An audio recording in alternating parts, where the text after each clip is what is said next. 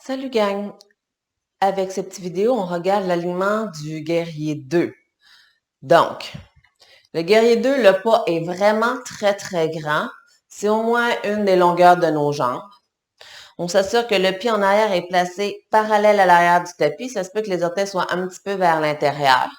Et le pied en avant est perpendiculaire à l'avant de notre tapis. Le talon en avant vient s'aligner avec l'arche du pied en arrière.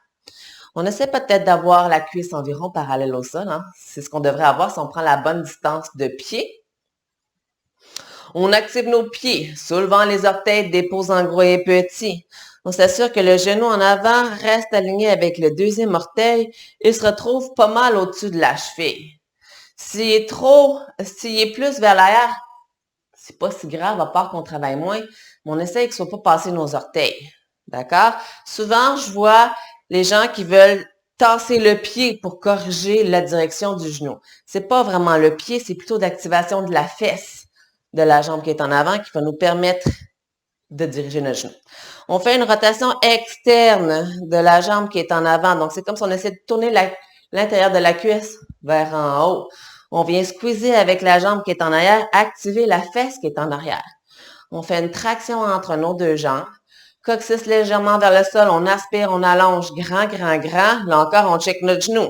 Si quand on pousse les hanches, le coccyx vers le sol, souvent on pousse les hanches devant, on dévie notre genou. Donc, le genou reste aligné avec le deuxième orteil, on ne pousse pas nos hanches en avant. C'est vraiment le coccyx vers le sol, c'est d'avoir le dos le plus long possible. On aspire, on allonge. Donc, on évite d'avoir les fesses ou la bedaine sortie. On essaie de tout rentrer vers le centre. Les bras à la hauteur des épaules, on essaie d'avoir les deux bras à la même hauteur. On descend nos épaules, on active bien nos mains et on vient regarder nos doigts en avant. On s'assure aussi d'avoir les épaules par-dessus les hanches.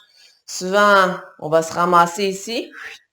On vient reculer nos épaules pour les avoir par-dessus nos hanches. Et on pousse le dessus de la tête en haut. On respire dans notre guerrier 2.